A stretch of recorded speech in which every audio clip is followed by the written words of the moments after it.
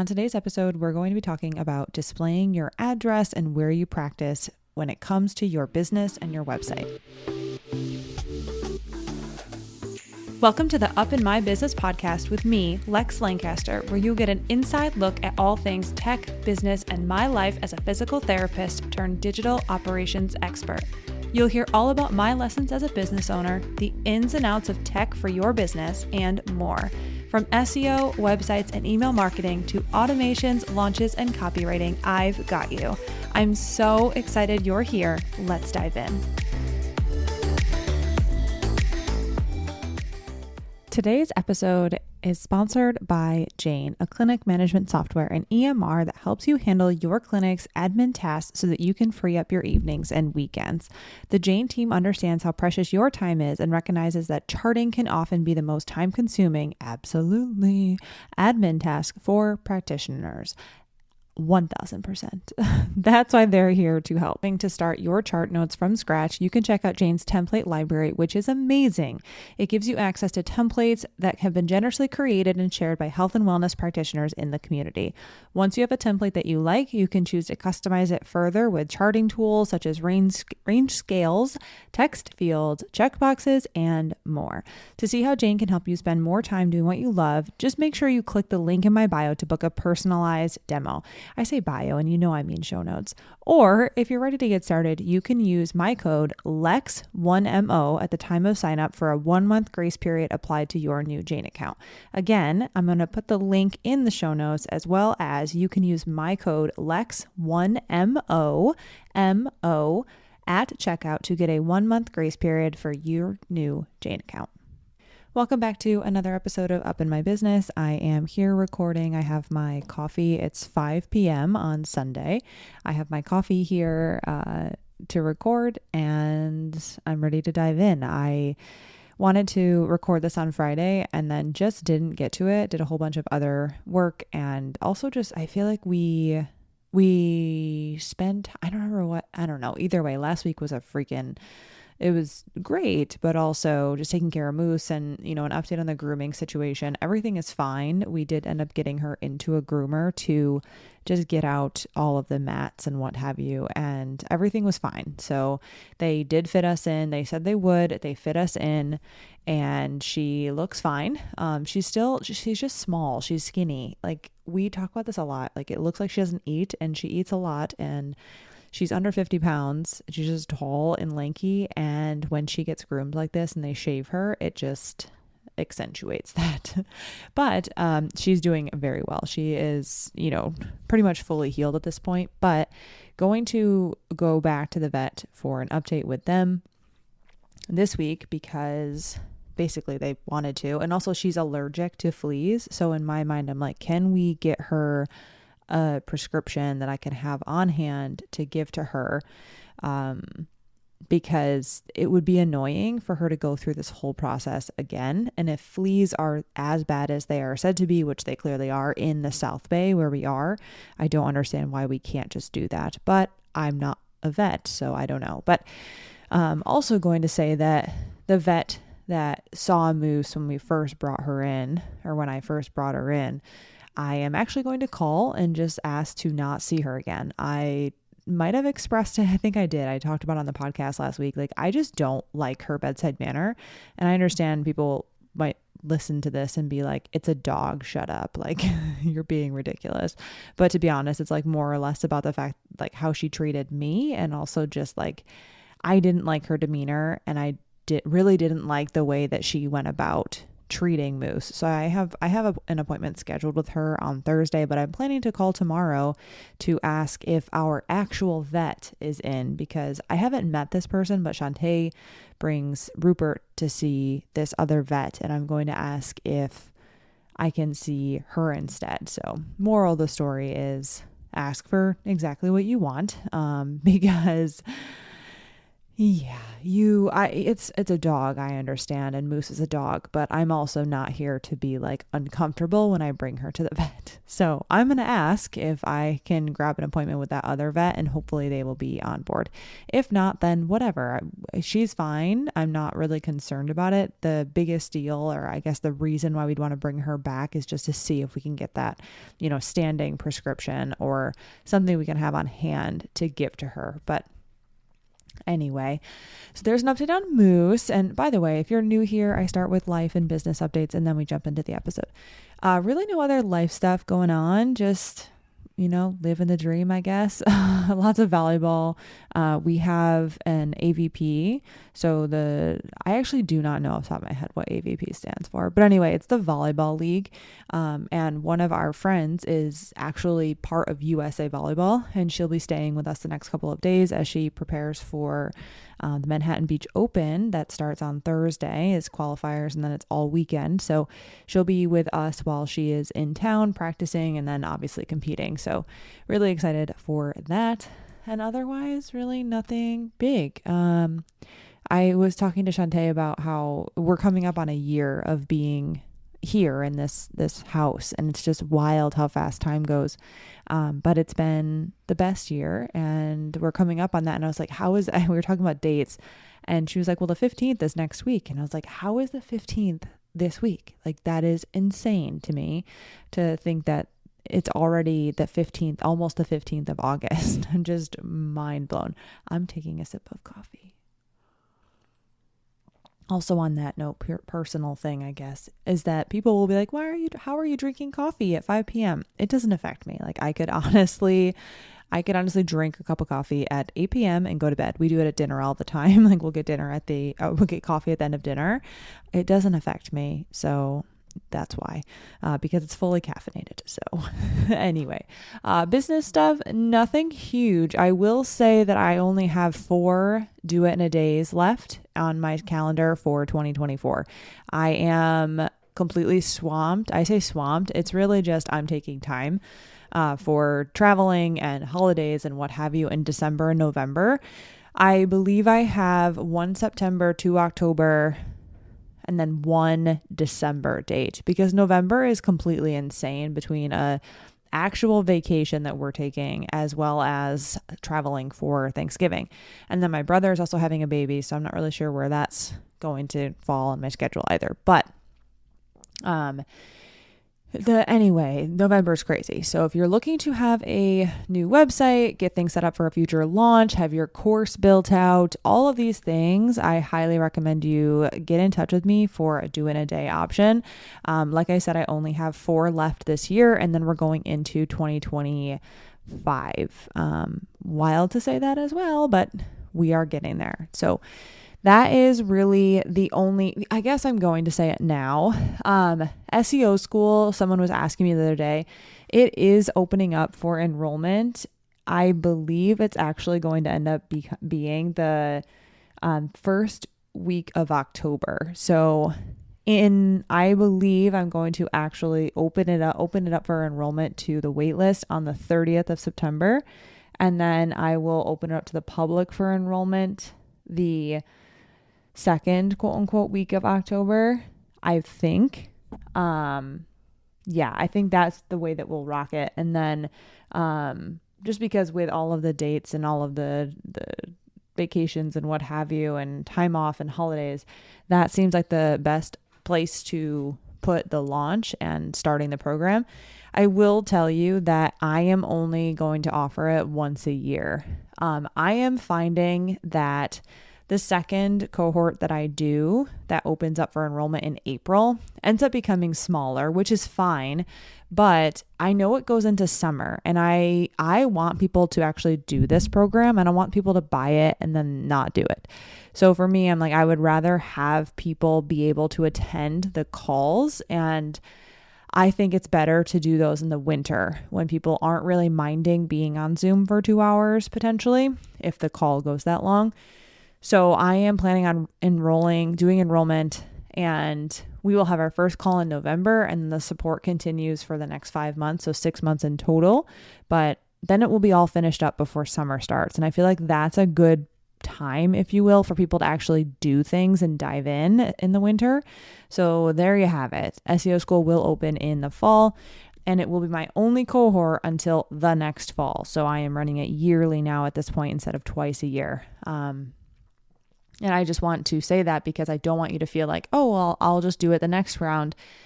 Just know that it'll be a year. And it's not something where I'm like, it's not a marketing tactic or something weird where I'm, telling you that, but it's not actually the case.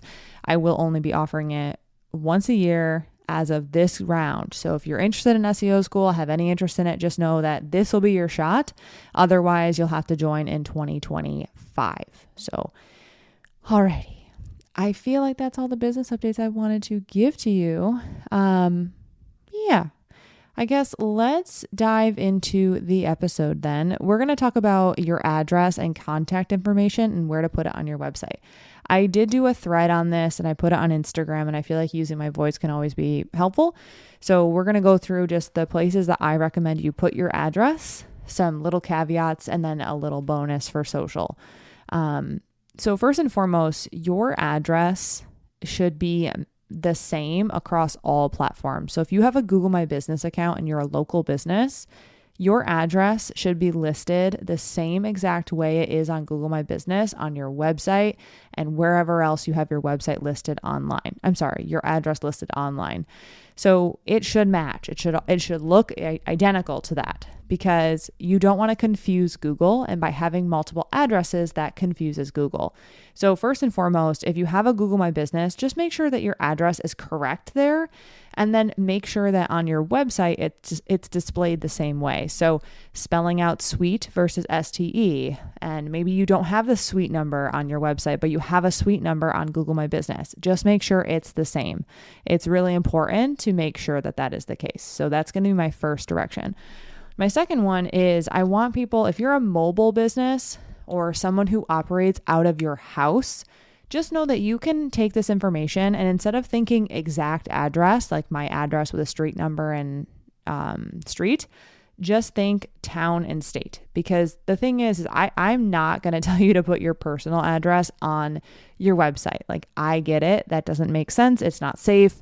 So don't do that. Just think about this as your town and your state. So whenever I say full address for you, just sub that out to be town and state rather than the full address. And people who are brick and mortar, just understand that you want your full practice address there as long as it's not your house. And then for my online people, this really doesn't apply to you a ton, but just know that if you have a hybrid component, this would apply. And then understand that maybe you're not listing your home address, but what you're going to be, your address, your business address, but what you are listing is that you practice online or you have virtual, appointments or virtual coaching or online coaching or distance coaching, remote coaching, whatever you do. Just know that that's what you're going to be listing in these places instead of an address. So yes, this applies to brick and mortar businesses as far as an address goes, but for my online people, you still should be listing that you do things online, virtually, remote, whatever it may be, whatever word choice you want to have there. Just know that that should be somewhere. It's kind of, I don't want to say it's aggravating because it's not aggravating. It's just like, that's annoying when you don't know where someone practices or where someone does their treatment, right? So that's what we're talking about today is where should you indicate this for sure with 110% certainty, where should this information be and what should you list there?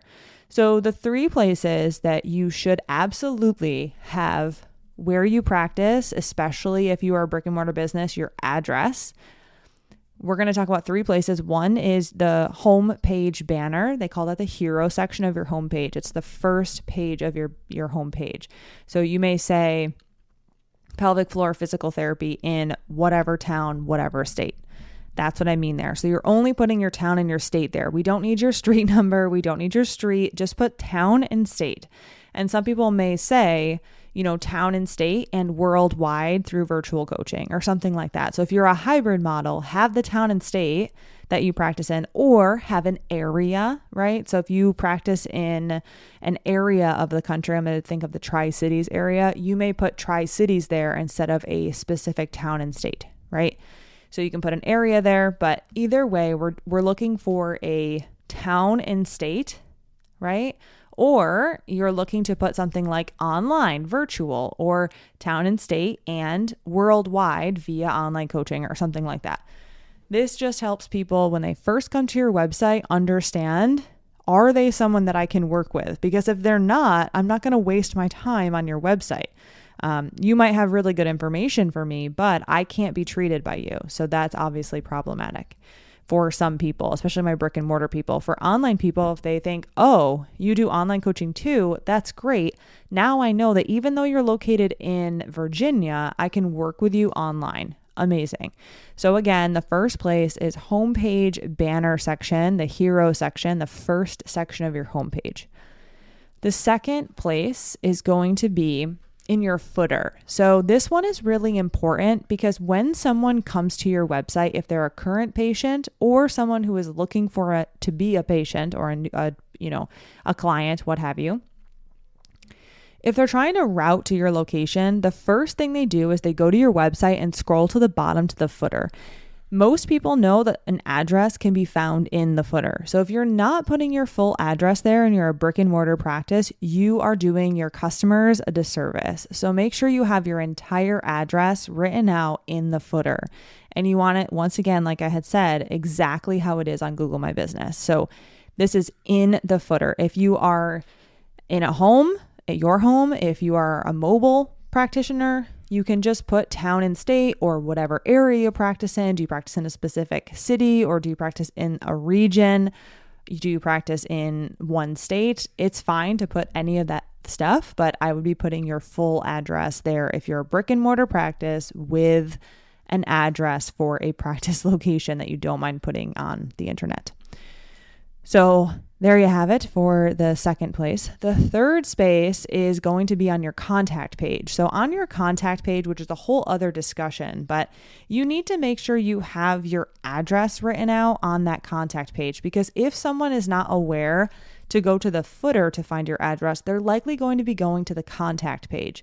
So just know that on that contact page, have your full address written out or have your town and state. Or if you're an online practitioner, you may put something like online.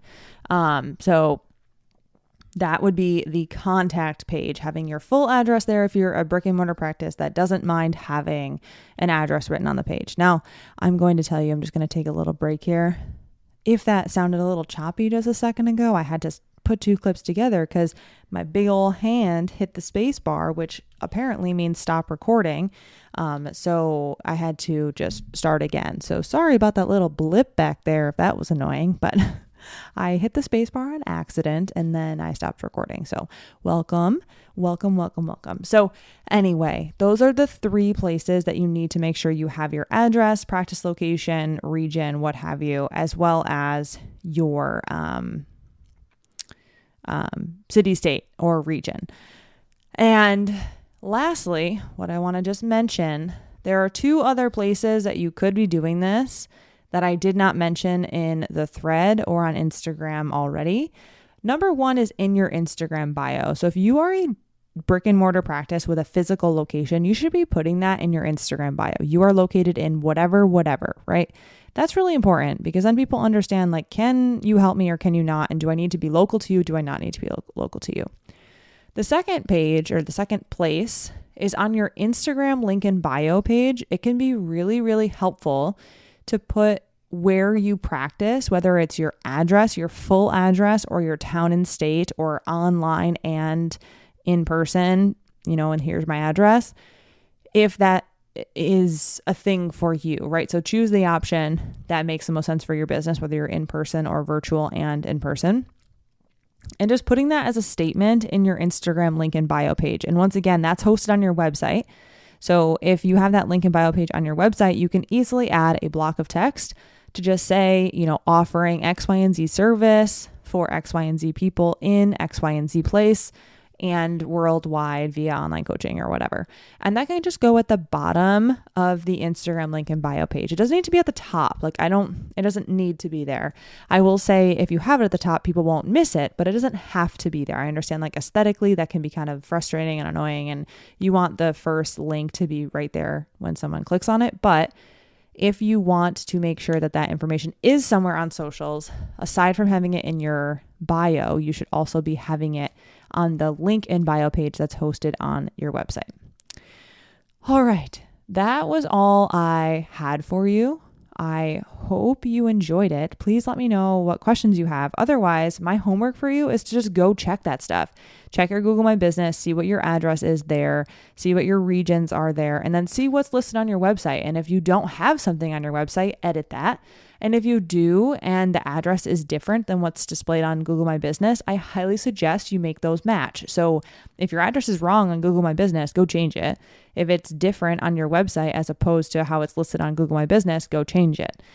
And that should be a decent amount of homework for you. So once again, go check your stuff, change it if necessary. Otherwise, let me know any feedback you have or questions you have. I'd be happy to answer. Stay tuned. Fingers crossed, I may be allowing or having a phone number soon. I'm still deciding, but stay tuned. I may be telling you if you have episode requests or questions, feel free to text me, but we will see how that goes. I'm still deciding. But other than that, that's all I have for you. I hope you have a lovely week. I will catch you next time.